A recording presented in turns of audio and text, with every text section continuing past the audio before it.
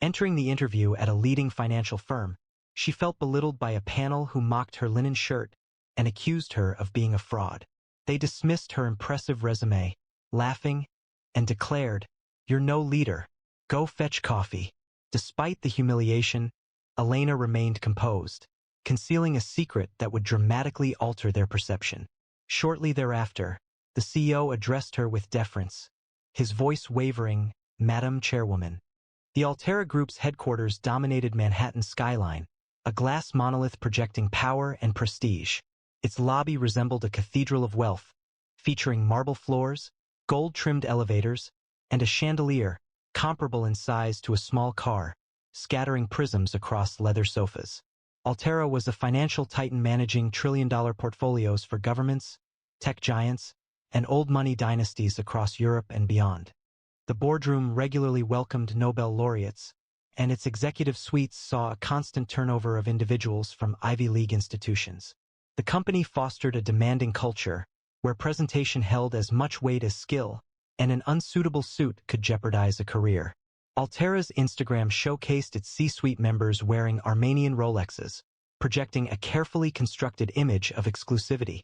It was an environment where status served as protection, and those not belonging often faced rejection. Elena Royce entered the lobby, her white linen shirt crisp yet plain, her cream trousers tailored but understated, her flat shoes making no sound on the marble. At 39, she presented a striking image through her composure, with hazel eyes that conveyed both kindness and determination, dark hair styled in a low ponytail, and no cosmetics beyond a touch of lip balm. Her canvas tote held a notebook, a pen, and a well-worn copy of The Wealth of Nations.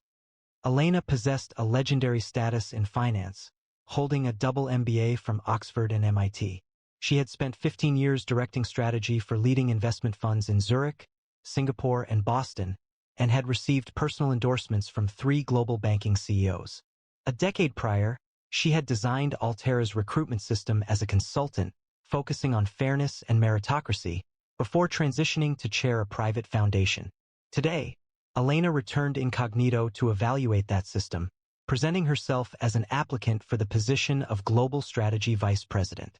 Her financial resources, connected to her husband's tech empire, were extensive but not readily apparent. She favored keeping it so. The receptionist, a young woman named Chloe with a neat bun and diamond earrings, observed Elena's attire and smiled faintly. Applicants for interviews utilized the side entrance, she stated, indicating a glass door. Elena acknowledged, her tote bag over her shoulder, and proceeded as directed, disregarding the hushed conversations from the suited executives in the vicinity. While Elena waited in the hallway prior to her interview, the other candidates, dressed in expensive suits and displaying a sense of superiority, gathered in a group around her, their murmurs cutting like barbs. Lila Tate, wearing a Gucci skirt, gestured toward Elena's tote and laughed, remarking, "Is that her briefcase or a grocery bag?" Jared Holt, considered the frontrunner, added to the mockery, tossing a crumpled dollar bill near her feet. "For your dry cleaning," he said with a sneer, eliciting laughter from the assembled group. A fellow applicant, Ethan Crane, identifiable by his Rolex, took a photograph and shared it within a group chat called Altera Wannabes. He captioned the image hat budget candidate. The sound of their amusement reverberated through the hallway as phones recorded Lila's chant. "No suit. No shot." Emily Voss, a junior HR staffer, observed from close proximity, offering no intervention. Elena's grip on her tote bag tightened, her hazel eyes reflecting suppressed distress, yet she maintained an upright posture, her composure a silent challenge to their unkindness. The video appeared on Instagram, quickly accumulating 10,000 views, and each comment felt like a personal affront. "Lost in turn?" one person wrote, followed by laughter. Or "the cleaning crew," another added, their amusement cutting. The side entrance opened onto a clinical hallway, where Elena joined a queue of applicants, primarily dressed in tailored suits and carrying leather briefcases. Jared Holt, a man in a pinstripe suit, looked down at her tote and remarked, "Hope you brought a better pitch than your wardrobe," his words intended to be heard and eliciting further laughter. Elena's hazel eyes shifted, but a faint smile touched her lips, her composure a quiet fortress. Within the interview room, a modern conference space featuring floor-to-ceiling windows, the panel was assembled. HR Director Michael Callahan, a man of substantial build in a $5,000 suit, Senior Manager Vanessa Klein, her red lipstick a sharp contrast against her tailored blazer, and Director of Operations David Rees, his cufflinks catching the light as he reviewed documents. Their gazes assessed Elena's appearance, their smiles restrained and calculated. Callahan reclined, a chuckle escaping him. "Are you the candidate? I assumed you were the coffee lady." Vanessa offered a smirk, commenting, "Is this your interview attire? Did nobody mention Altera has a standard?" The room's atmosphere grew heavy, their assessment a tangible presence. Elena spoke, her voice steady and deliberate. "Please review my resume, and let's begin the interview." Callahan scoffed, dismissing her file without opening it. "We'll get to that," he stated, his voice laced with disdain. The panel's inquiries seemed routine and intended to quickly end the discussion. While Elena tried to respond to Vanessa's shallow question regarding mergers, the panel seemed to intentionally undermine her. David Rees activated a projector showing a slide labeled Candidate Attire Standards featuring a photograph of a woman in a linen shirt closely resembling Elena's, marked with a red X. He stated with a smirk, and as the room chuckled, "This is you." Callahan then cut her off, demanding, "Speak louder. It's hard to focus with that outfit." Vanessa dropped a second test, 5 pages of conflicting financial models while still mentioning, "Oh, and this one's due in 3 minutes." The panel chuckled, their pens tapping, as Jared glanced in, winking at Callahan. The sabotage was obvious, a display intended to unsettle her. Elena's pen hesitated, her hazel eyes focusing, but she kept writing, her demeanor steady. A screenshot of the slide appeared, shared on the Altera Elite Slack with the caption, "Shash, dressed to fail." Each share felt like a public humiliation of her. "Describe your experience with high-stakes mergers," Vanessa inquired, her pen tapping with impatience. Elena started explaining her involvement in a $50 billion deal in Singapore, but David interrupted her. "That's sufficient," he stated, a smirk playing on his face. "It seems like assistant-level work." The panel looked at each other, their enjoyment evident. Then Callahan placed a 10-page financial analysis test onto the table. 5 minutes, he stated. "Let's see if you're worth our time." The test was exceptionally difficult, filled with complex equations, inconsistent data, and designed to be failed. Elena reviewed it, her hazel eyes focusing, but she wrote consistently, her pen moving with accuracy. When the time ended, Vanessa took the papers, giving them only a brief look. "You don't align with our leadership culture," she stated, her voice resolute. The reasons given were incorrect attire, a lack of presence, and a poor test performance. Before Elena could reply, Jared Holt, the candidate waiting outside, entered, his pinstripe suit sharply visible. He had been previously chosen. His interview was a mere formality following a $200,000 donation to Callahan's private fund. Jared gave Vanessa a wink, and she returned the gesture, moving his file to the top. "Now this is leadership material," she announced, making certain Elena heard. The panel chuckled. Callahan patted Jared's shoulder. "You're our guy," he stated, disregarding Elena's presence. The room's established order was evident. Wealth and appearances held more value than qualifications. Elena rose, holding her tote, and inclined her head, her voice calm but resolute. "I am unaware of any candidate so remarkable that the panel would dismiss all established criteria, encompassing experience and ethics. However, if a financial offering is sufficient to influence a decision, then today's assessment is superfluous." A palpable silence fell. Callahan's face flushed, his hand striking the table as he rose. "Are you suggesting we solicit bribes?" he demanded. "Do you have any understanding of who you're addressing? This is a leading financial conglomerate, not a venue for unfounded claims." Vanessa's slight smile disappeared, and her pen fell from her hand. David moved closer, his tone sharp. "You display a remarkable lack of respect, madam. It's no surprise you present yourself so plainly." The other candidates in the hallway, looking through the glass, murmured, "She's finished." Elena remained unmoved. She met Callahan's gaze, her voice calm and measured. I know precisely who I am addressing, she stated. And with equal clarity, who is not worthy of a place at this table. A profound silence filled the room, unsettling the panel, their eyes shifting with unease. As Elena's words lingered, Vanessa turned to David, her whisper carrying through the space. She is likely a dissatisfied employee seeking legal action, she remarked with a smirk. Observe her closely. It seems likely she created her resume at a public library. The interview panel reacted with laughter, their voices cutting, as Jared joined in, offering a playful salute to Elena. Better luck at the temp agency, he remarked, high-fiving David. Candidates in the hallway quietly chuckled, recording the interaction on their phones for a private Slack channel named All Terra Elites. The video circulated rapidly, accompanied by captions like, "Our coffee lady crashes." Comments followed, including dismissive remarks like, "What a loser! Fire her already." Elena's fingers gripped her tote, her hazel eyes unwavering. However, the shame felt palpable, enveloping her like smoke. She remained silent, her dignity serving as a defense against their harshness. The panel's derision intensified. One man, still visibly angered, snatched Elena's test and ripped it in half, throwing the fragments onto the table. "This is our assessment of your abilities," he declared, his voice resonant.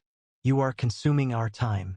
Vanessa rose, the sound of her heels sharp, and indicated Elena's tote. "Check that bag before she leaves," she instructed a security guard stationed by the door. She added, "I wouldn't be surprised if she's got company pens in there." The guard, a stocky man named Victor, smirked and approached, his radio emitting static. "Open it, ma'am," he said, his tone suggesting suspicion. Elena calmly unzipped her tote, displaying only her notebook and book. But the guard shook his head, murmuring, "Shady." The panel chuckled, with Jared taking a photo. The flash illuminated Elena's face.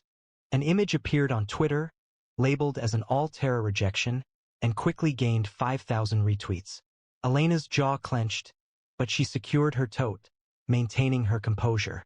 Beyond the glass walls, the other candidates created a barrier, their murmured comments forming a wave of disapproval. "No wonder she's struggling," one remarked, a woman in a Gucci skirt named Lila Tate. Another, a man wearing a Tom Ford suit, added, "I'll wager she's never been in a boardroom." The sound of their laughter resonated, phones recording as Elena passed by, her apartment quiet. Lila created a TikTok, adding her commentary over the video. "This is why Altera's elite. We don't allow just anyone in." The video quickly reached 50,000 views, each share feeling like a public embarrassment. As Elena approached the elevator, a junior HR staffer, Emily Voss, smiled, saying, "Wrong floor, hun." Janitors used the service lift. A sudden burst of laughter filled the hallway, the candidate's amusement sharp and jarring, but Elena remained composed, pressing the button as her hazel eyes focused on the doors, her demeanor concealing a fierce determination. The elevator hadn't finished closing when the panel delivered their final critique. Callahan arrived in the hallway, clutching Elena's untouched resume, and declared, "Don't expect to return, you're blacklisted." He ripped the file, scattering the pages across the floor before the candidates. Vanessa followed, her tone laced with animosity. "Take your little book with you," she said, nudging Elena's copy of The Wealth of Nations towards her. The candidates responded with cheers, Jared shouting, "Back to the library." The security guard laughed quietly, his radio static as he murmured, "Thought she'd cause trouble." The video of the resumes shredding quickly spread online, with the hashtag Altera Elites trending in all comments. The general sentiment was, "She deserved it. No class, no chance, a fresh wound." Elena grasped her book, the weight of betrayal in her tote, and entered the elevator, holding her head high. Shortly after, the boardroom doors opened, and Gideon Price, the CEO, walked in. At 50 years old, he was a renowned figure, possessing a strong jawline, silver-flecked hair, and blue eyes that commanded attention. Gideon had transformed Altera into a worldwide leader, his reputation for impartiality as respected as his intelligence. Without looking at the panel, he walked purposefully toward Elena, who had been brought back by his assistant, Lucas, a young man in a navy suit.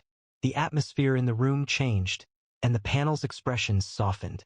Gideon halted before Elena, his voice a low and steady tone. "Madam Chairwoman," he said, inclining his head slightly, "I apologize for the delay." The room felt heavy, and the panel's complexions paled. Elena released her coat, exposing a gold-plated badge affixed to her shirt, identifying her as chairwoman of the board, Elena Royce. She addressed the panel, her hazel eyes displaying a controlled coolness. "I did not come here seeking employment," she stated, her voice clear and resonant. She hesitated, her eyes meeting those of Callahan, then Vanessa, then Jared. "And the conclusion is negative." Following Gideon's words, "Madam Chairwoman," the panel's confidence dissolved into fear. Callahan's face turned pale, his $5,000 suit offering no protection as he stammered, "Chairwoman? This is a mistake." Vanessa's heels shook, her red lipstick a striking contrast to her pallor as she gripped the table, murmuring, "No one told us." David's cufflinks made a clicking sound as his hands trembled, his projector slide still displaying the taunting image of Elena's outfit.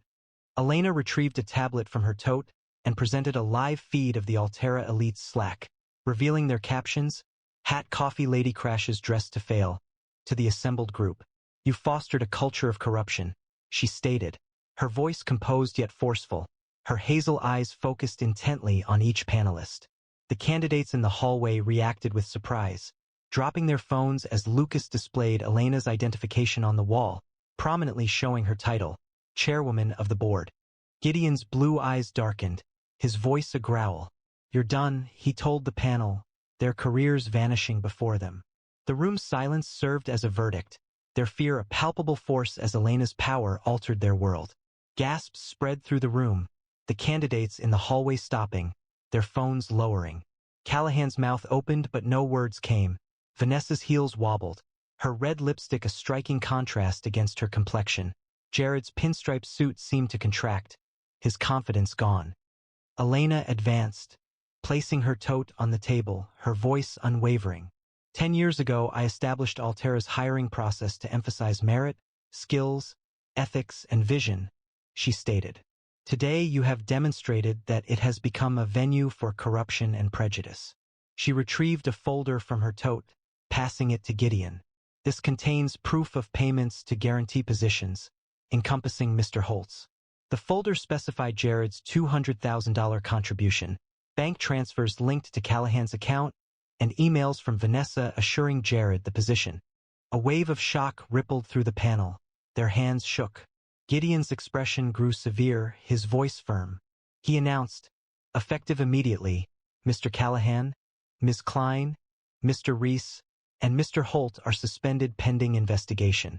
The security guard, Victor, visibly lost color, his radio unresponsive as Lucas led him away.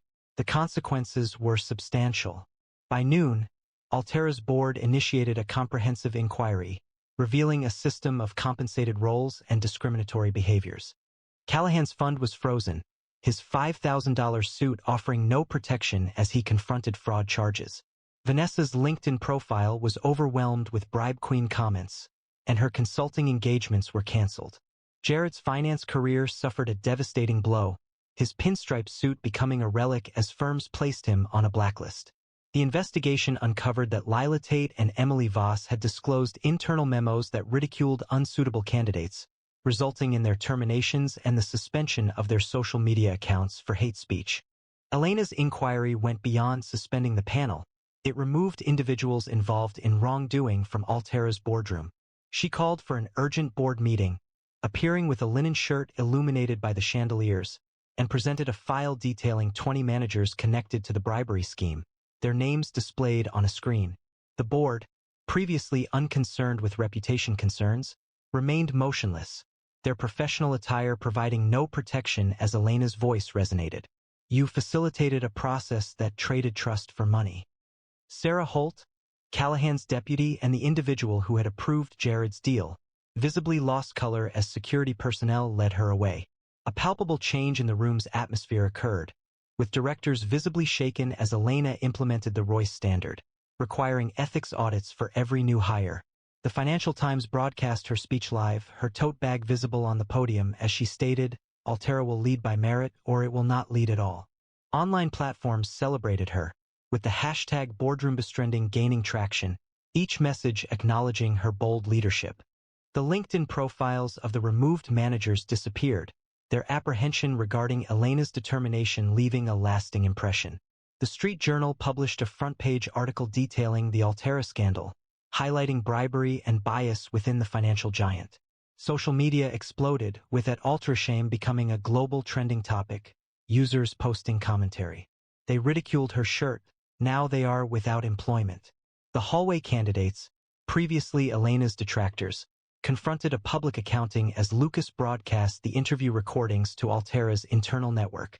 Lila Tate's Gucci skirt appeared to droop as a TikTok video making fun of Elena appeared, her face flushed as colleagues murmured, "That's her."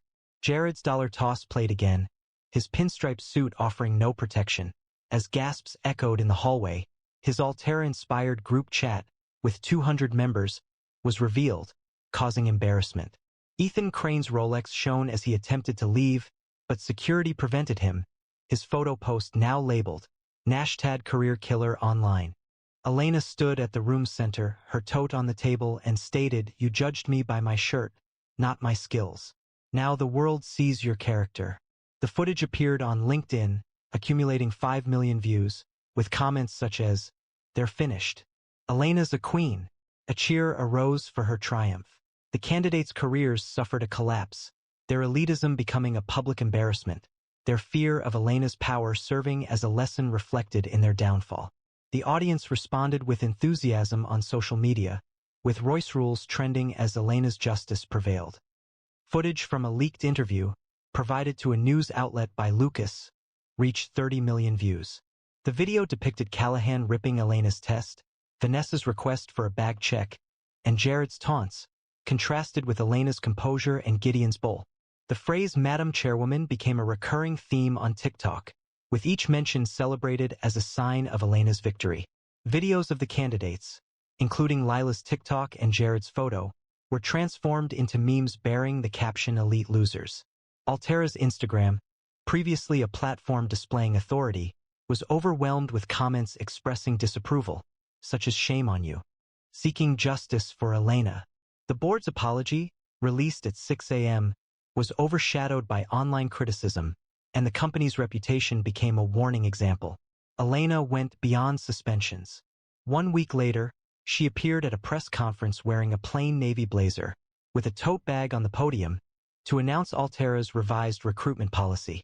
She stated, with unwavering hazel eyes, that all applications would be submitted anonymously, without names, photos, or personal branding. Only skills would be considered. A wave of applause and flashing cameras filled the space. The new policy, known as the Royce Standard, prohibited evaluations based on appearance, requiring anonymous reviews for all positions. Forbes described it as a seismic shift in executive recruitment, and organizations such as Goldman Sachs and UBS implemented comparable procedures. Elena's Royce Standard created a significant impact far beyond Altera, compelling international companies to confront their own biases. During a Davos panel discussion, Elena, with her tote by her side, urged CEOs to implement blind hiring, her hazel eyes focusing intently on a visibly unsettled bank executive who had previously criticized her consulting work. The room fell silent, his apology was subsequently tweeted, and Elena effect became a trending topic as 50 firms committed to reforms. Following the panel at Altera, the desks were cleared, Callahan's awards were discarded, Vanessa's designer pens were taken, and Jared's framed MBA was placed in a bin. Colleagues observed with astonishment as Elena passed, her flats making no sound, her voice composed.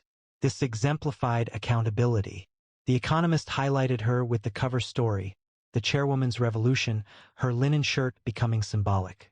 The individual responsible exhibited clear apprehension, their names removed from finance records, their workspaces deserted as Elena's policies transformed the industry. Online platforms expressed approval, with users commenting, "She straightened the executive out." Elena's influence, understated yet profound, left those responsible feeling shaken. Elena's impact extended beyond Altera.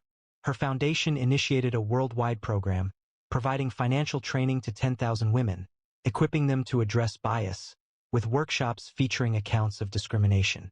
She meticulously managed every aspect, her notebook documenting numerous ideas, and her tote bag a familiar sight at seminars.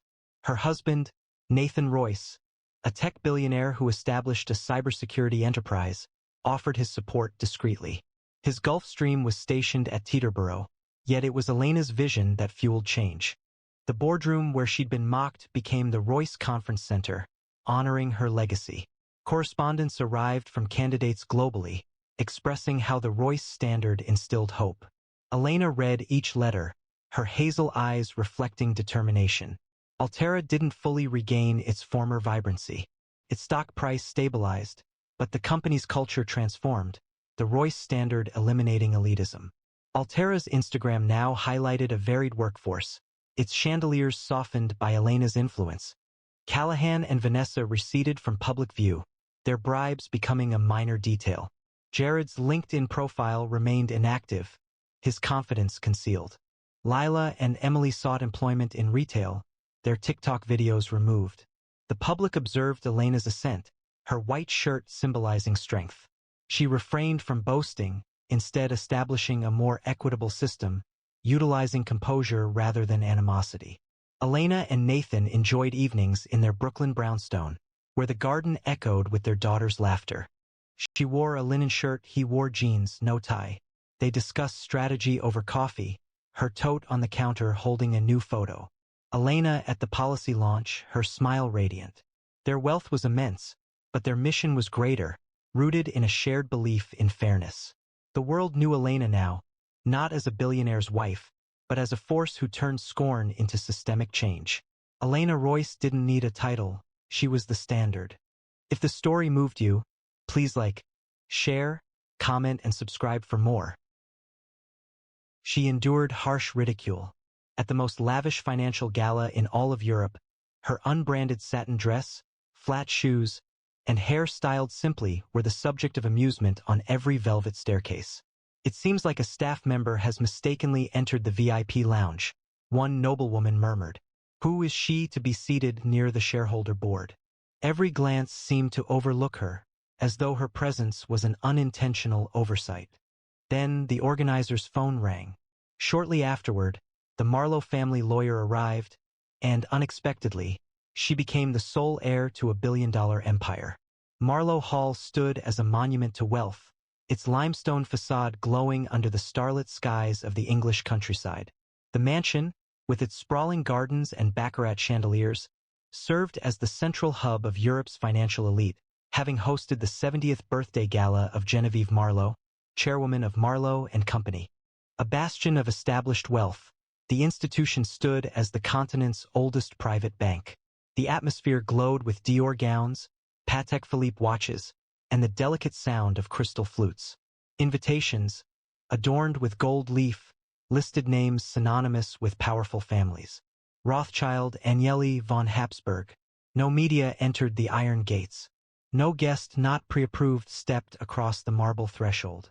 This was a realm shaped by heritage, where lineage held value and discretion was a fault. Behind the velvet ropes, a retired professor in Hong Kong observed a private live stream, his frail hands holding a faded photo, his eyes focused on a young woman's solitary grace.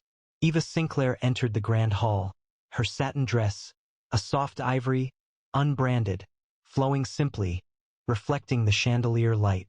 Her flat shoes made a quiet sound on the polished floor, her black hair tied low, with no jewelry on her wrists or neck.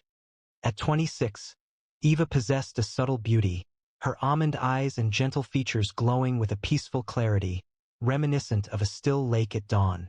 Growing up in a modest Hong Kong flat, she had lost her mother at a young age and was raised by her father, a disowned heir who taught literature and rejected wealth. She had studied finance at a local university, worked as a translator for a small NGO, and maintained a frugal lifestyle, her heart molded by service rather than status. She arrived this evening as the guest of Hans Berger, chairman of Switzerland's largest investment fund, her appearance unannounced, her understated style a surprise amidst the elaborate gowns and jewels. The attendees' gazes followed Eva as she moved across the room, their murmurs cutting like shards of glass. Beatrice Langley, a British aristocrat in a $60,000 Dior gown, turned to her companion, her voice audible on the live stream. Was this a case of staff being allowed at galas now? She scoffed, her diamond tiara catching the light. Amusement spread among the assembled guests, many secretly recording Eva's simple dress with their phones. Marcus Vellier, a French hedge fund manager sporting a $15,000 Patek watch, smiled from his table. Observe her wrist, not even a Cartier, he remarked, prompting laughter from his companions. Eva's fingers lightly touched her sash. Her expression remained calm, yet the atmosphere was thick with scorn.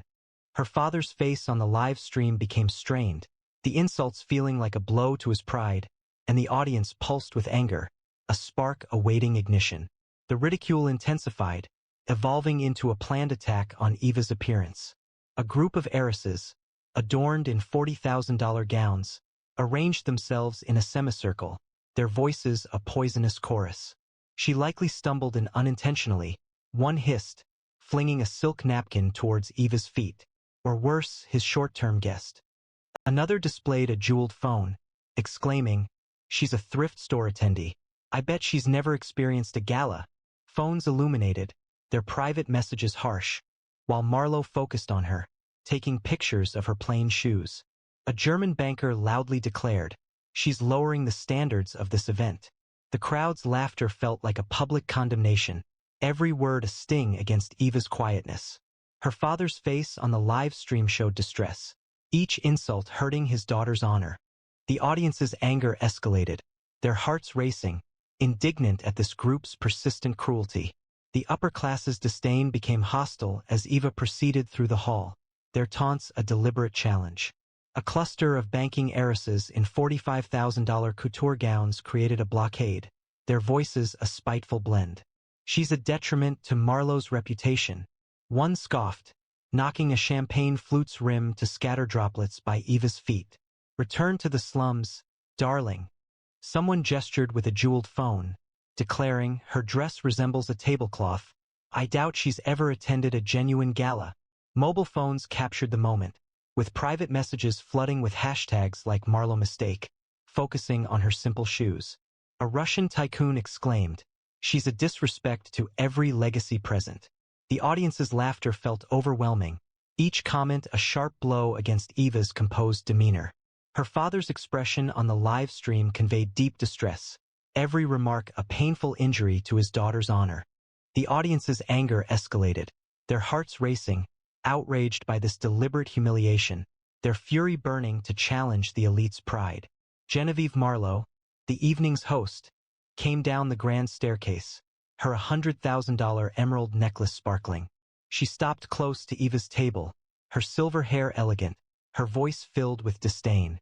"I'm not sure who you are, dear," she stated, loud enough for the live stream to record. This table was designated for individuals sharing the name. Her companions chuckled, their jewelry sparkling, cameras recording Eva's composed expression. "Maybe you would feel more at ease with the staff," Genevieve suggested, indicating a side entrance. The attendees applauded, their derision a powerful surge, their hushed conversations murmuring, "Hatch, an uninvited guest." Eva's almond-shaped eyes met Genevieve's, unwavering, though a tremor ran through her. Her father's hands shook during the live stream, the host's actions feeling like a painful blow to his daughter's self-esteem. The audience's anger intensified, their hearts aching for Eva, and they were outraged by this public humiliation. Genevieve Marlowe's contempt grew sharper, her statements intended as a calculated attack to harm Eva in front of the global elite. "You're not just out of place, you're an embarrassment," she stated, her $100,000 emerald necklace sparkling as she indicated Eva's satin dress. "Hans Berger seemed to have made a questionable decision in inviting you." A wave of laughter spread through her group, their diamonds sparkling, and cameras focused on Eva's simply styled hair. "You're a charity case, not a guest," Genevieve remarked, her words carried by the live stream's concealed microphones. "This hall is for established figures, not cast-offs." The attendees echoed, their disapproval a rising tide, their private conversations swirling. Had Marlo felt shame? Eva's almond-shaped eyes held a controlled intensity, but her smile remained steady, a defense against the disappointment. Her father's hands trembled during the live stream. The public humiliation felt like a sharp blow to his daughter. The audience's anger was overwhelming, their sympathy directed towards Eva, while they were outraged by this woman's betrayal, now visible to everyone. The disapproval of the powerful became cruel, their words a poisonous chorus. Sylvia Reinhardt, a Dutch media heiress wearing a $50,000 couture dress, moved closer, her voice distinct within the room. She seemed insignificant, likely paid to attend, she remarked, her words carried by the live stream's concealed microphones.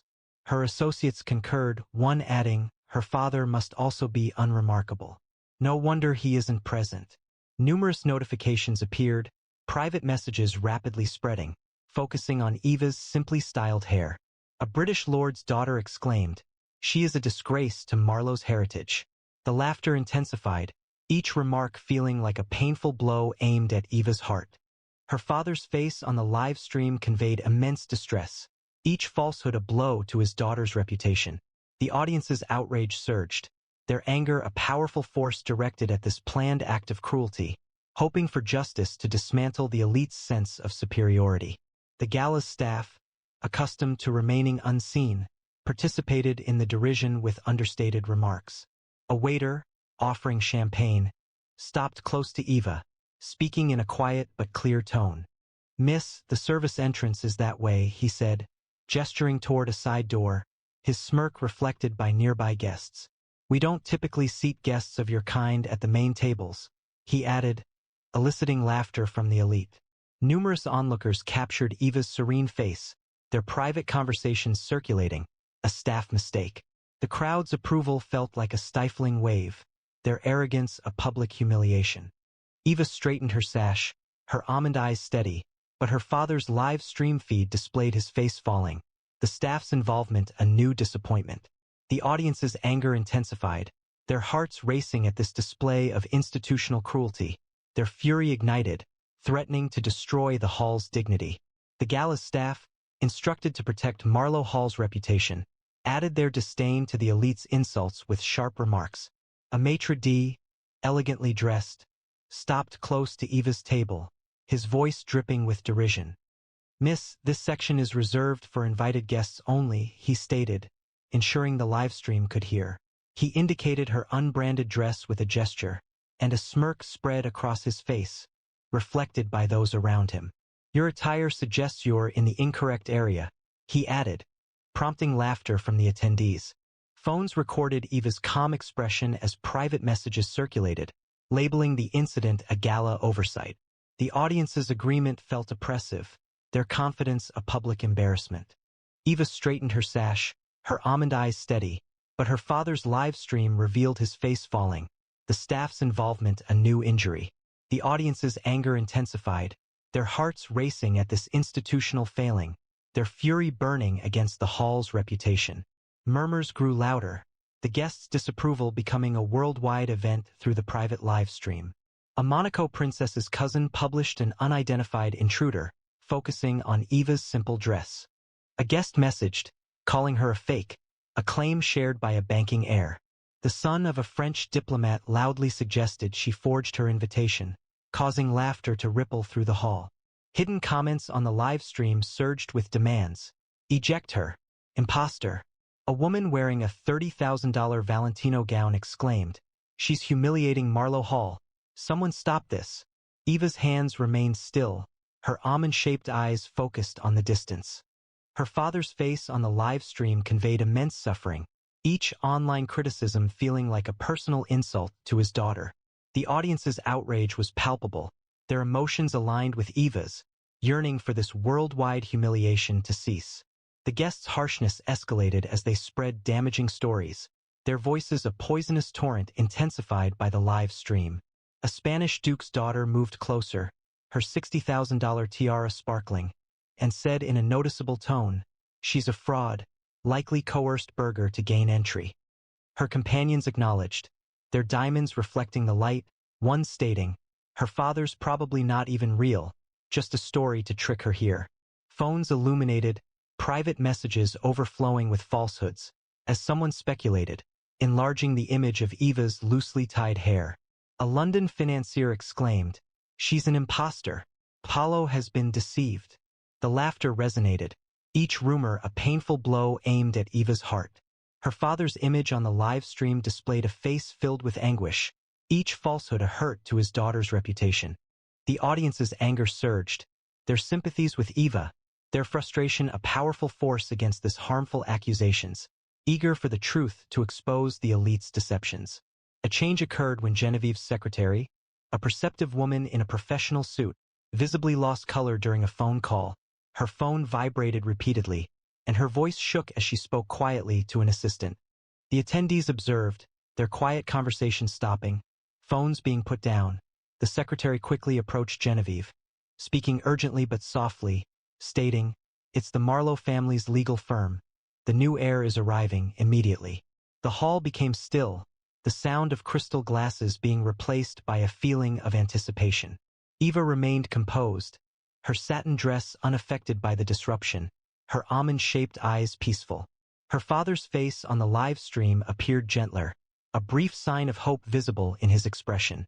A palpable sense of excitement and apprehension filled the room, a mix of anger and anticipation hinting at an impending revelation. 10 minutes passed, and then the large doors opened, revealing a man in a gray suit, Edward Grayson, the personal lawyer for the deceased Alfred Marlowe, Genevieve's grandfather. He carried a sealed envelope and a single sheet of paper. The assembled group made way for him, their jewels losing their brilliance, their expressions strained. Grayson spoke, his voice calm amidst the quiet, stating, "By directive of Alfred Marlowe's last will, the board of Marlowe and Companion is required to convene without delay." He hesitated, his eyes meeting Eva's. "The only beneficiary of the Marlowe banking legacy is here this evening." A murmur went through the attendees, phones shaking, and the live stream became chaotic. The question arose, who is it? Not Genevieve? Eva subtly touched her sash, her expression unreadable, while her father, watching the live stream, showed a flash of pride. A palpable sense of expectation filled the room, transforming from resentment to amazement as the reality emerged. Grayson advanced, opening the envelope with careful precision. According to his statement, Alfred Marlowe's son, Henry, had been disowned for marrying a woman of Asian descent, a decision made contrary to the family's preferences. Henry and his wife had subsequently raised a daughter in seclusion, away from this society. That daughter is Eva Sinclair. He presented a document, a DNA test result, offering undeniable confirmation of Eva's heritage. According to Alfred's will, Eva is the sole heir to Marlowe and Company, possessing full control of its assets and board. A palpable stillness fell over the hall. Genevieve's emerald necklace seemed suddenly heavy, her face paling. Those guests who had previously mocked Eva appeared visibly uncomfortable, their phones momentarily forgotten. Eva's almond-shaped eyes met Grayson's, her silence radiating a powerful intensity. Her father's tears flowed during the live stream, his exile now appearing justified. The audience felt a surge of emotion, their anger shifting into celebration, as Eva's truth emerged, humbling the elite. The board members seated at the central table stood as one, their faces ashen. Genevieve's voice faltered, This is a mistake." But Grayson's gaze remained firm. "The will is final. You and all other Marlowe branches are removed from ownership and the board, effective immediately." A collective gasp swept through the room. Their wealth felt inconsequential, their standing vanished. Beatrice Langley's tiara dislodged, Marcus Vellier's watch ceased to function, Sylvia Reinhardt's couture dress appeared to droop. The live stream became a global phenomenon, with Eva Sinclair dominating social media, her quiet elegance quickly becoming iconic. The downfall of the elite was a striking display, their pride diminished to nothingness under Hans's direction. Genevieve's complexion paled, her emerald necklace appearing like an antique, and her name rose to prominence as a warning. Beatrice Langley's online presence crumbled, her derision becoming a widely shared embarrassment. Marcus Vellier's hedge fund experienced a sharp decline, his dismissiveness a visible failure. Media stocks of Sylvia Reinhardt crashed, her hashtags a social scar. The Spanish Duke's daughter hid her face, her tiara no shield against the live stream's captions. She mocked Eva Sinclair. The staff who'd sneered were escorted out, their careers ended. The guests who'd laughed were shunned, their influence null. Eva stood tall, her low-tied hair a quiet crown, her almond eyes unyielding. The live stream captured the elite's fall, comments flooding. They deserved it, @Eva triumphs. A wave of emotion swept through the audience, shifting anger to a palpable sense of pride. Eva's triumph and Hans's response, a force that diminished the world's wealthiest, resonated deeply. Eva stood, her satin dress shimmering, her almond eyes gentle yet firm. Applause erupted from the audience, mirroring the downfall of the elite's arrogance as it yielded to her understated strength. Hans Berger, the Swiss investment fund chairman, rose from his seat, his movement commanding absolute silence across the hall. You challenged Eva Sinclair, the rightful successor of Marlowe and Company, he stated, his steel-gray eyes blazing. Your wealth, your titles are meaningless when compared to her legacy. He produced his phone, showing a series of canceled deals, banking contracts with Beatrice Langley, investment partnerships with Marcus Vellier, trade agreements with Sylvia Reinhardt, all terminated. Your names have been removed from my fund's network, he announced, his gaze fixed on Genevieve. You have forfeited more than a seat, you have lost your future. The crowd's gasps echoed, their expectations shifting under his command. The live stream quickly became a worldwide trend, with comments appearing rapidly. He's unstoppable. @Eva, justice. Eva appeared composed, her satin dress gleaming, her victory confirmed by Hans' unwavering power. The audience erupted, their spirits lifting as his global retribution humbled the elite's arrogance. Those who'd previously mocked now rose to their feet. With lowered heads and empires seemingly shaken, the heiresses who had discarded napkins fell silent, their private conversations ceasing. The waiter who had previously mocked Eva moved away, his tray visibly trembling. The Monaco princess's cousin removed her post, effectively diminishing her impact. Genevieve's hands shook, her necklace appearing as a memento of a collapsed era. Eva advanced, her voice remaining gentle, as it was upon her arrival. I don't require diamonds to understand my identity, she stated, her words sharply dividing the atmosphere. But thank you, as your patronizing glances clarified precisely why my grandfather did not bequeath this empire to you. The hall remained still, no one willing to stir, their derision a diminishing resonance.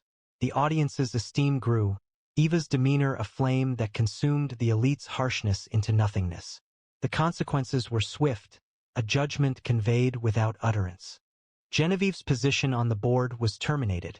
Her name was removed from Marlowe and Company's history. Beatrice Langley's social reputation declined sharply.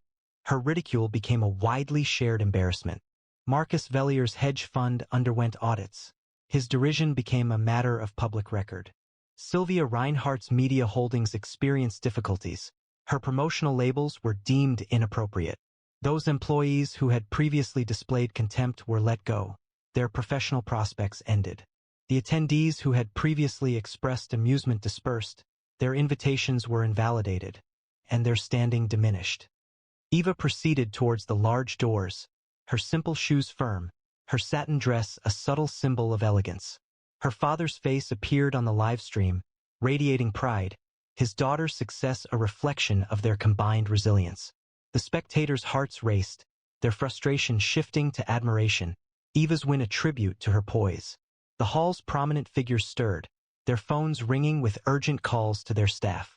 Schedule a meeting with Miss Sinclair, one exclaimed, his voice wavering. Now, she directs Marlowe, a fact passed around in hushed tones. Her Dior gown offered no defense against reality. The board members lingered, their positions rendered insignificant, their prospects now dependent on Eva's decisions. The live stream documented the disarray, with comments rapidly accumulating. She appears invincible, having established Eva's guidelines. Eva halted at the entrance, her almond-shaped eyes briefly surveying the room. She was unaccompanied, without security or a retinue. She entered the night, leaving behind a procession of the world's wealthiest individuals vying for her notice, their gestures a quiet acknowledgement of her power. She possessed no aristocratic lineage, no jewelry adorning her wrist, no familiar name among them, but she held one distinction that none at Marlowe Hall did: a heritage that compelled the world's elite to show deference. Like, share, and subscribe for more stories like this, and tell us in the comments, would you have maintained your silence as Eva did? She endured a deeply embarrassing ordeal. During her wedding, each step she took down the Montclair Castle aisle felt oppressive, as if crushed under the weight of mocking stares. "Wait, that's the bride," someone derisively commented. They thought she was a member of the staff who was lost. Her dress was simple silk, lacking any embellishments, no shimmer, no train, no designer lace. She proceeded alone, without bridesmaids or family. And beneath the sound of clinking wine glasses arose whispers, cutting like knives. Was she deserted? She isn't suitable to be a billionaire's wife. Perhaps he reconsidered. A marriage arranged for compensation? Then the helicopter arrived. The individual everyone believed would be absent emerged, and in his hand he carried her father's. Montclair Castle stood as a stronghold of luxury. Its aged stones were situated on the cliffs of southern France, where lavender fields bordered the Mediterranean's sapphire glow. This was not simply a wedding location. It served as a prestigious platform for the world's elite. Global financiers, royalty, tech titans, and dynastic heirs were in attendance. These very halls had previously hosted the engagement of Monaco's princess, their chandeliers reflecting a rich history. No press entered through its iron gates, no paparazzi climbed its walls, and no social media presence marred the event. Invitations were meticulously hand-etched on vellum, each name representing a key to power. Rothschild, Windsor, and Musk were present. Crystal flutes clinked, diamonds sparkled, and each guest possessed a significant level of influence. The air was fragrant with rosewater and ambition, and the castle's gardens showcased a display of immense wealth. Away from the exclusive area, a retired schoolteacher observed on a private live stream, his delicate hands shaking, his eyes focused on his daughter's singular poise. Iris Lane entered the castle's magnificent hall, her unassuming silk dress moving gently, crafted by a friend from a Kenyan nonprofit. It featured no crystals, no striking designs, only understated sophistication. Her chestnut hair cascaded loosely, accented by a simple veil, and her hazel eyes held a composure that appeared to quiet the room. At 27, Iris possessed a striking beauty, unpolished by the trappings of high society, and evident in the natural grace of someone who had educated children beneath acacia trees and handled aid contracts in Nairobi's dusty offices. Growing up in a modest New York apartment, she had experienced the loss of her mother to leukemia at 12. Her father, currently struggling with late-stage cancer, was too unwell to journey, his hospital bed a distant reality. She had once envisioned attending Oxford, but instead opted for a career with a nonprofit, her spirit molded by a dedication to service, rather than a pursuit of prestige. She walked alone now, the sound of her used shoes soft on the marble floor, her unassuming appearance a striking contrast to the surrounding opulence of Versace and Dior. The assembled guests shifted as Iris entered, their gazes sharp and critical. Celeste Dupont, a French banking heiress wearing a $50,000 Dior gown, moved closer, her voice laced with scorn. Who permitted the kitchen staff to approach the aisle? She whispered, her words easily picked up by the private livestream.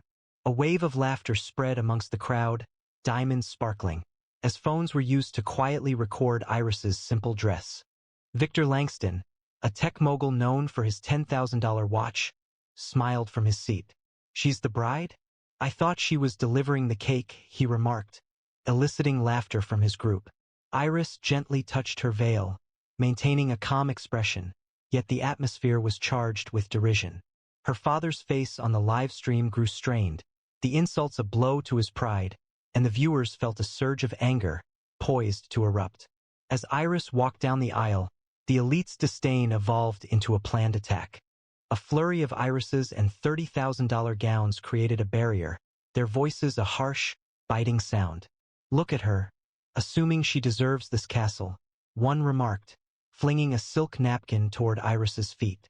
"Back to the charity event, darling," another exclaimed, brandishing a phone adorned with diamonds. "She's a bride from a thrift store." I bet she's never even witnessed a real wedding. Phones illuminated, their personal messages cruel, referencing Iris as a Montclair outsider, focusing on her pre-owned shoes. A hedge fund tycoon exclaimed, "She's dragging this event into the gutter." The crowd's laughter felt like a public execution, with each word a lash against Iris's silence. Her father's face on the live stream showed pain, each taunt a blow to his daughter's dignity.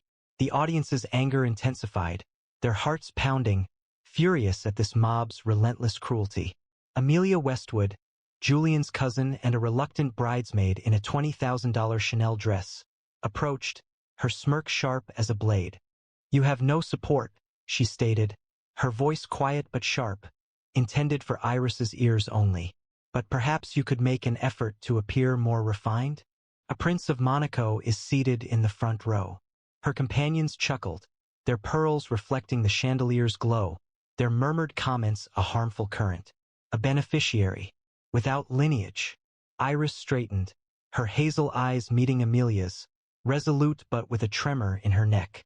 The guests' laughter rose, their disdain a display of shame. Her father's hands trembled on the live stream, tears reflecting the light, but he focused on his daughter's strength. The audience's anger intensified, their hearts aching for her as her reputation was challenged. Amelia's criticisms became more pointed, her voice rising to make sure the live stream captured each phrase. "You're a blemish on the Westwood legacy," she declared, her Chanel dress sparkling under the chandeliers. "That gown, that veil, did you obtain them from a second-hand store? You'll never be accepted here." The sound of her heels echoed, their laughter a harsh chorus, as phones focused on Iris's simple silk dress. "You're a nobody benefiting from Julian's reputation," Amelia stated, her smile sharp and pointed. "He deserves a queen, not someone of lesser means." Iris's fingers pressed tighter on her veil, her hazel eyes revealing a hidden strength, though her expression remained calm. Her father's hands shook as he watched the live stream, the personal insult wounding his daughter's sense of value. The audience's anger intensified, their feelings of sadness for Iris growing as they reacted to this calculated attack on her identity and love. The murmurings of the crowd became louder, their sense of privilege creating a protective barrier around Iris. A wife of a Russian oligarch, wearing a $30,000 Givenchy gown, turned to her husband. She commented about Iris's mother's absence, questioning if it was due to a lack of a ticket or funds. Her voice was audible on the live stream. Her friends chuckled, their jewelry sparkling, with one remarking, "It must be a charity wedding. He is engaged in humanitarian efforts, facilitated by marriage." Devices emitted light, subtly recording Iris's plain veil, with accompanying messages appearing in personal conversations, a misjudgment in Hat Montclair. Oliver Crane, the son of a British lord, commented, "She appears to have stepped out of a soup kitchen." Amusement reverberated within the castle's stone walls, each word feeling like a stone thrown at Iris's heart. She straightened her veil, maintaining a steady smile, her silence acting as a defense against their malice. A wave of anger surged through the audience, their outrage at this planned cruelty a palpable force. The castle's employees, accustomed to remaining unseen, participated in the taunting with quiet remarks. A waiter, offering champagne, halted near Iris, speaking softly but clearly. "Miss, the staff entrance is over there," he stated, indicating a side door, his smile reflected in the expressions of other attendees. "We don't generally permit guests to stand at the altar," he continued, prompting laughter from the privileged. Cameras recorded Iris's serene expression, their intimate messages circulating. Wedding fraud. The audience's applause felt like a crushing wave, their self-importance a visible condemnation. Iris straightened her veil, her hazel eyes steady, but her father's live stream showed his face marked with distress, revealing the staff's involvement in a new act of deception. The viewers' anger reached its highest point, their pulses racing at this systemic injustice, their resentment poised to erupt. Upon Iris's arrival at the altar, the groom's absence felt like a new blow. Julian Westwood, the founder of Westwood Intelligence, who controls 40% of the global AI market, was missing. There was no music and no quartet played. The officiant, a silver-haired dignitary in a tailored suit, remained silent, his eyes moving uneasily. The guests looked at each other, their murmurs increasing. Had he abandoned her? A Dutch heiress murmured, her $15,000 earrings shifting. Whispers circulated about him still seeing that Italian model. One person commented, their voice picked up by the live stream's concealed microphones. Perhaps this entire situation was a publicity maneuver, someone suggested. Mary then vanish. Iris remained solitary, her simple dress sharply contrasting with the vacant spot next to her. Her hazel eyes focused on the distant view. Her father's expression on the live stream faltered, the rejection a painful blow, and the audience's anger intensified, hoping for this public humiliation to cease. The live stream transformed into a space of harsh judgment, intensifying the elite's disdain for a worldwide audience. Phones illuminated, guests sharing messages in private chats, their comments a public condemnation. Nana Mebride, one read, focusing on Iris's simple veil. She's a fraud, another posted, disseminated by a royal's cousin. A guest exclaimed, bet she paid to wear that gown, which triggered a surge of laughter that resonated throughout the hall. The live stream's hidden comments overflowed with messages like, cancel the wedding, and imposter. A woman wearing an Oscar de la Renta gown valued at $40,000 loudly protested. Her actions were seen as disrespectful to the castle. Calls for intervention arose. Iris's hands remained composed, her hazel eyes focused on the altar, while her father's expression on the live stream revealed intense distress. Each online comment a source of pain for his daughter. The audience's outrage grew, their feelings sympathetic to Iris, hoping for this widespread embarrassment to cease. The castle's employees, accustomed to remaining unseen, subtly participated in the derision. As a waiter passed, offering champagne, he stopped near Iris, speaking softly but clearly. Miss, the staff entrance is over there, he stated, indicating a side door, his expression echoed by those around him. We typically don't allow guests to stand at the altar, he added, prompting amusement from the assembled elite. Numerous phones recorded Iris's composed face, their personal messages flying with speculation. Wedding fraud. The collective acceptance felt overwhelming, their sense of superiority a public display of judgment. Iris adjusted her veil, her hazel eyes unwavering, but her father's live stream feed showed his face etched with pain, revealing the staff's complicity in a fresh betrayal. The audience's anger intensified, their hearts pounding at this institutional cruelty, their outrage a fire ready to explode. The whispers grew into a crescendo, the guests scorn a global spectacle via the private live stream. A German tech heiress posted about no-name bride, zooming in on Iris's plain gown. A guest texted, describing her as a nobody, a message shared by a royal's cousin. The wife of a French diplomat exclaimed, bet she forged her invitation. This sparked laughter that resonated throughout the hall. The live stream's hidden comments became a torrent. Cancel the wedding. One read, fraud. Another woman, wearing a $25,000 Valentino dress, declared, she's humiliating the Westwood name. Someone urgently called for an intervention. Iris's hands remained steady, her hazel eyes focused on the altar, but her father's face on the live stream displayed profound distress, each digital interaction feeling like a painful setback for his daughter.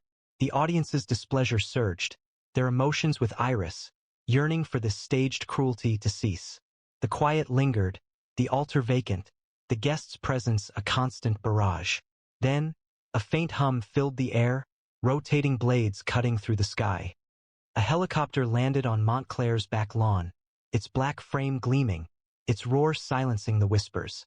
The doors opened and Julian Westwood stepped out, his tailored jacket dusted with snow, his tie undone, a leather case in hand. But the man beside him caused a stir, Iris's father, frail, his hospital gown replaced with a simple suit, his eyes bright with pride. Julian had flown to New York, engaged an international medical team, and arranged the flight to bring him here. A hush fell over the audience, their phones shaking, as the live stream exploded with activity. A collective gasp arose. Was that her father? Iris's hazel eyes grew wide, her breath paused, her composure faltering for the first time. The audience's spirits lifted, their frustration transforming into wonder. the reality a revelation. Julian didn't approach the VIP carpet. He sprinted, visibly running, across the lawn, his shoes disappearing into the grass, his blue eyes fixed on Iris. He arrived at the altar, out of breath, and clasped her hand, his voice strained. "Please accept my apologies for the delay, but I pledged I would always ensure you weren't left unsupported."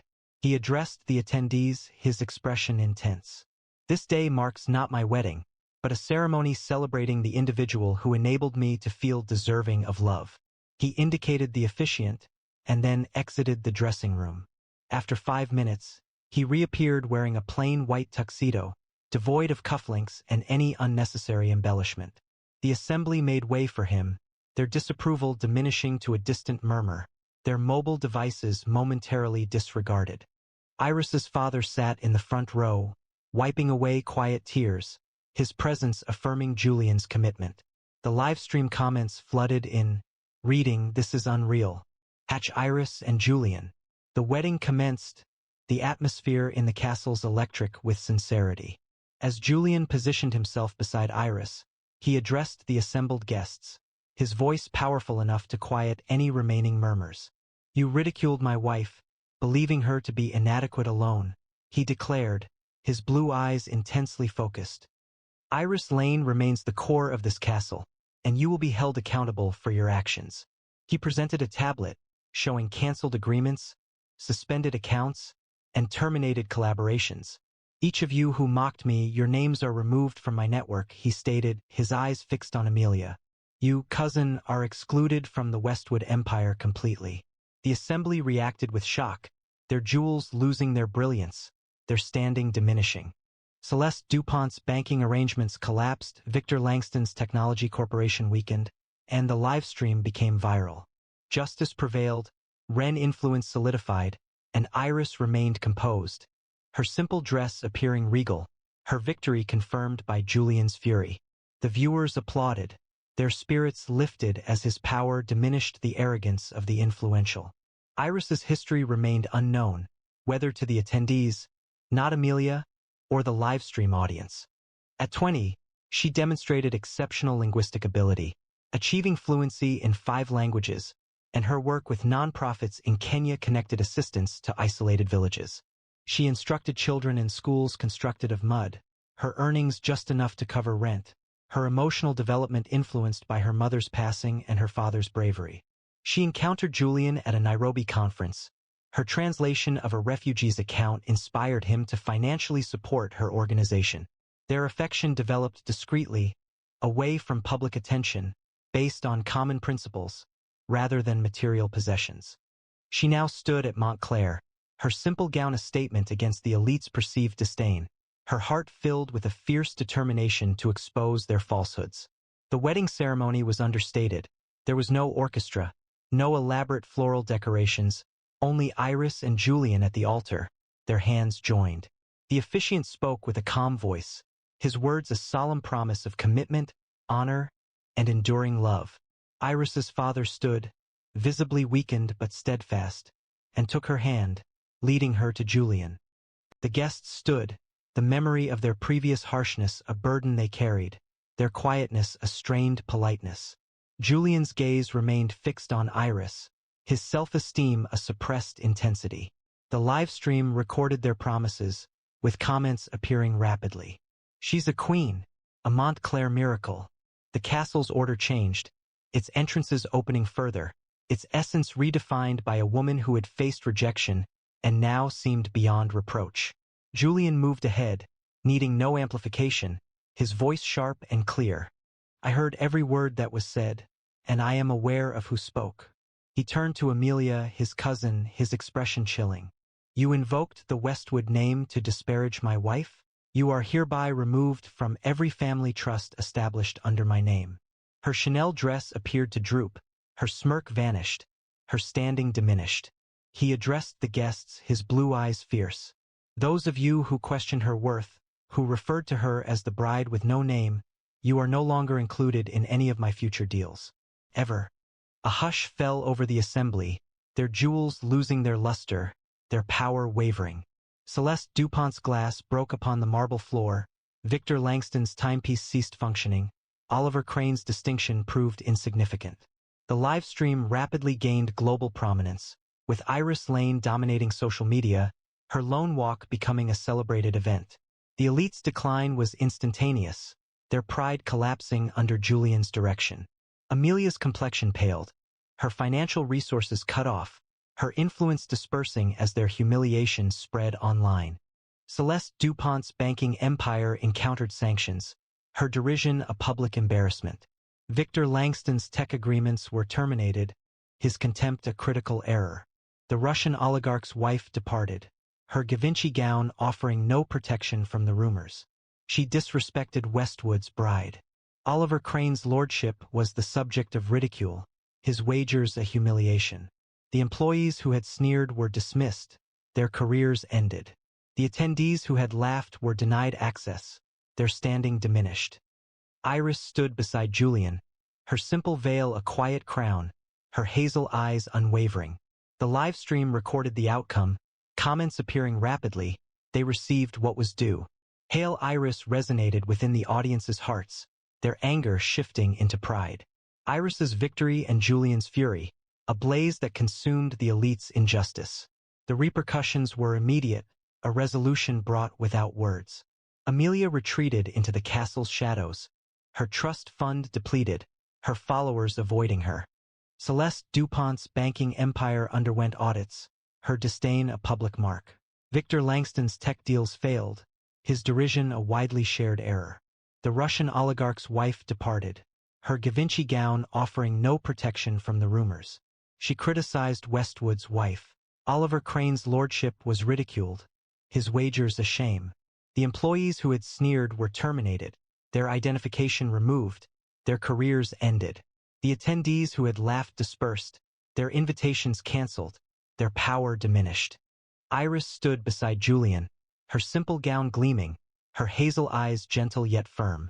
The audience's hearts pounded, their anger changing into pride. Iris's victory was a force that consumed the elite's harshness. Iris's father sat in the front row, his tears silent, his suit a gift from Julian. He rose again, took Iris's hand, and placed it in Julian's, his voice a whisper. You've always been enough. The castle rose, no one daring to remain seated, not because of Julian's power, but because of Iris's eyes. Eyes that had witnessed loss, service, and love, and now radiated a strength that humbled the elite.